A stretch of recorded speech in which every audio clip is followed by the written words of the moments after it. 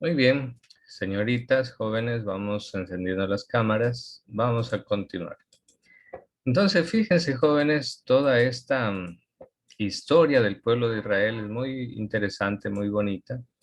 Pero claro, esto ocurrió hace más de 4000 años. Es muy arcaica, muy antigua esta historia.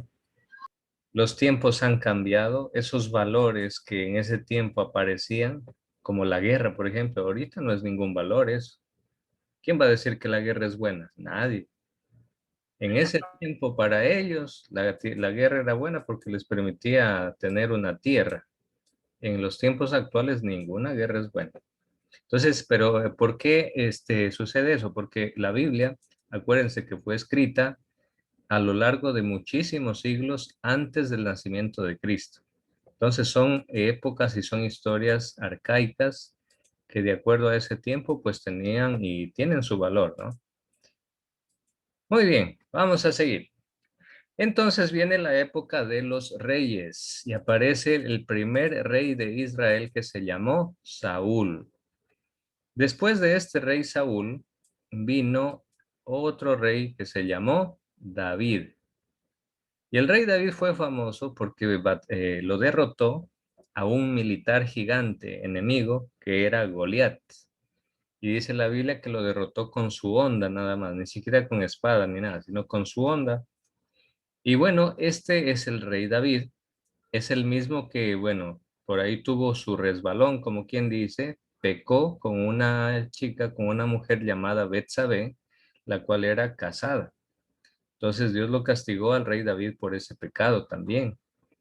Bueno, a pesar de todo eso, después David tuvo un hijo que se llamaba Salomón. Y Salomón tuvo el privilegio de ser el constructor principal del templo de Jerusalén. El templo de Jerusalén era una de las maravillas del mundo antiguo. Era un edificio gigantesco que en muchos lugares del interior del edificio estaba adornado con oro. ¿Qué tal eso? Estaba adornado con oro puro. Y era un edificio realmente valiosísimo. Sin embargo, Salomón también pecó contra Dios. Salomón lo traicionó a Dios y se puso a adorar a, a imágenes y a dioses de otros pueblos. Eso no le gustó a Dios. Y dice la Biblia que Dios en castigo le dijo, tu reino se va a dividir. Y miren por eso, después de Salomón, resulta que hay un reino de Israel y un reino de Judá. El reino se divide en dos partes. Y Salomón tuvo dos hijos, uno se llamaba Jeroboam y el otro se llamaba Roboam. Cada uno se separaron, se dividieron el reino y comenzaron a ser enemigos y peleaban los dos por ser uno ser más fuerte que el otro. Tremendos líos, ¿no? Después de eso, los profetas fueran personas enviados por Dios que le anunciaban al rey, a las autoridades, a la sociedad, le decían lo que estaba bien, lo que estaba mal, si hacían cosas malas, le decían que se arrepientan, que se conviertan, etcétera. ¿Sí? Bueno, después de eso se da una de las destrucciones del templo de Jerusalén. Ese templo de Jerusalén fue destruido y reconstruido en varias veces. En el 721 más o menos se da la destrucción del reino de Israel en manos de otros imperios que venían y los conquistaban a estos pueblos. Entonces, Profesor, ¿por qué cuando se dividen los reinos, el otro se llama Judá? ya, ¿por qué se llaman, por qué los nombres? ¿Por qué Sí, se llama reino de Judá y reino de Israel? Ya, Judá es una región del país de Israel. A ver, nosotros acá en el Ecuador tenemos la región Costa, Sierra, Oriente y Galápagos, ¿verdad? Pues bueno, Israel también tiene regiones, pero ellos en vez de llamarle Costa Sierra Oriente, por ejemplo, le llaman la región de Judá, la región de Samaria, la región de Israel, ¿sí? Entonces por eso le pusieron ese nombre. ¿Por qué se llamó Reino de Judá? Porque este rey gobernaba desde esas ciudades que estaban dentro de la región de Judá. ¿Por qué se llamaba Reino de Israel? Porque Jeroboam reinaba desde otras ciudades que estaban dentro de esa región de Israel. Entonces era por eso. Bueno, entonces ¿Cómo después, se llamaba el templo? el templo de Jerusalén. Así nomás, templo de Jerusalén. Y ese templo fue destruido hacia el año 721 por los asirios. ¿Quiénes eran los asirios? Los asirios fueron un imperio enorme, grande. Ahorita los imperios que gobiernan el mundo, ¿cuáles son? Estados Unidos, China, Rusia, Europa, esos son los imperios que gobiernan y mandan en todo el mundo hoy en día. Hace 3000 años atrás, en esas tierras había otro imperio, el imperio de Asiria. Y ese imperio conquistó el reino de Jerusalén, perdón, de Israel y el reino de Judá y destruyó por completo el templo. Se robó todo el oro que había dentro y lo destruyó por completo. Y a sus habitantes los llevaron como esclavos. Miren, hacia el año 700 Jerusalén entera fue destruida, la ciudad incendiada, mataron a muchos israelitas y a los que quedaron vivos se los llevaron como esclavos. Fíjense, jóvenes, la historia de los judíos siempre ha sido así, que viene un pueblo, los conquista, los bota de su tierra, los expulsa, los mata, los persiguen, se los llevan como esclavos, y sin embargo ellos siguen, donde sea que les toque vivir, ellos siguen adelante. Y hasta el día de hoy los judíos son unas de las personas más hábiles para hacer negocios. Y entre las gentes más millonarias del mundo, los banqueros más millonarios, encontramos judíos. Tienen mucha habilidad para hacer negocios. Bueno, después se dio el destierro del reino de Judá en Babilonia y el destierro en Asiria del reino de Israel. Miren, cada imperio vino y agarró su parte y se los llevó como esclavos. Después, los judíos vuelven a la tierra prometida en el año 538. Miren, casi 100 años después, vuelven a su tierra prometida y lo vuelven a reconstruir al templo de Jerusalén. Miren, para ellos, para los judíos, el templo era lo más importante. Bueno, ahí aparecen algunos importantes profetas como Esdras, Nehemías.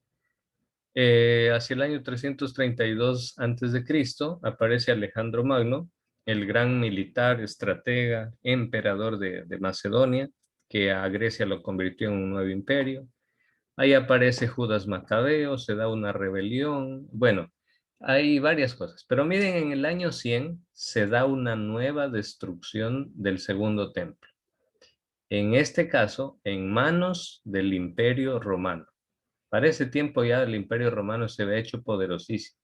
Y Ahí es llegaron a, que, profesor, ahí es que más o menos está comenzando la historia de Jesús. por supuesto. De hecho, Jesús nació en el año cero, ¿no?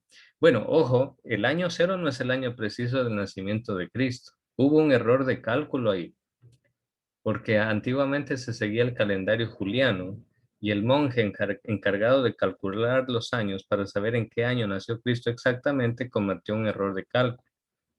Pero es un error pequeño, de unos 3 años más o menos de diferencia.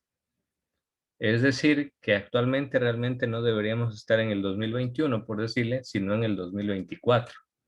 Pero bueno, por ese error de cálculo ya quedó ese error en la historia de la humanidad y ya todo el mundo acepta hoy en día que Jesús nació en el año cero. Pero en Como decía yo, estricta, profesor, que vi una parte que decía Dicen que que en el nació, pasado Jesús hubo un error nació, de cálculo profesor. y di que nosotros estamos como más adelantados los años, pero ajá, parecen menos. sí, exacto. Profesor, dicen que nació el 25 de diciembre, dicen así. No, o sea, Sí, verán, haciendo en honor de la verdad, en honor de la verdad, no, la fecha del 25 de diciembre es una fecha simbólica. Claro que todos nosotros la celebramos, ahí el cumpleaños de Jesús, la Navidad, eso ya está en la historia y está en todo el planeta, eso ya. Pero en realidad no se sabe la fecha exacta del nacimiento de Cristo, pero se cree que posiblemente nació hacia el mes de abril o de mayo, más o menos por esos meses, pero no se sabe exactamente. Ustedes me van a decir, ¿y por qué se puso la fecha del 25 de diciembre? Eso tiene una explicación.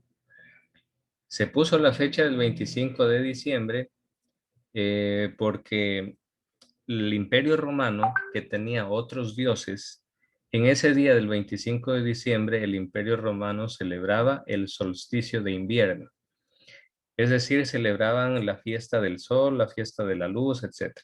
Y cuando llegó el cristianismo, para que el Imperio Romano se convierta con facilidad al cristianismo, entonces reemplazaban y en vez de la fiesta del sol, pusieron que el 25 de diciembre se celebre el nacimiento de Cristo, para que los romanos ya dejen de celebrar el sol y celebren más bien el nacimiento de Cristo, que es el sol de justicia que nace de lo alto, como dice la Biblia.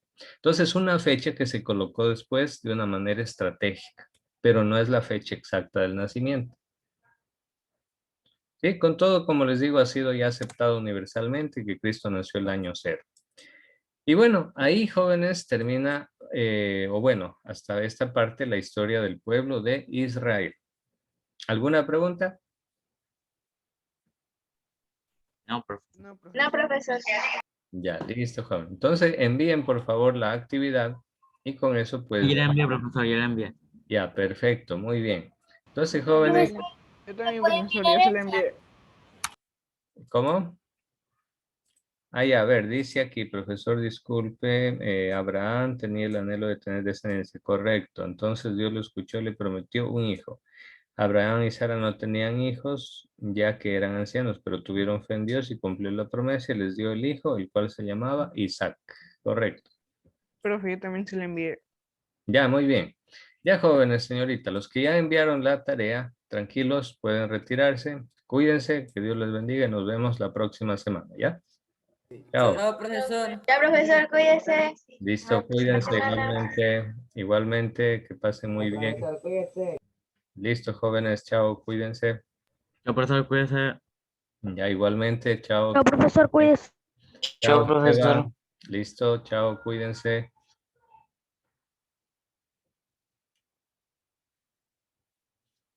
Listo, chao, cuídense, cuídense. Chao, profe. Ya, listo, Valeria, cuídese, hasta la próxima. Profesor. Sí, ya, listo, Leslie, que pase bien.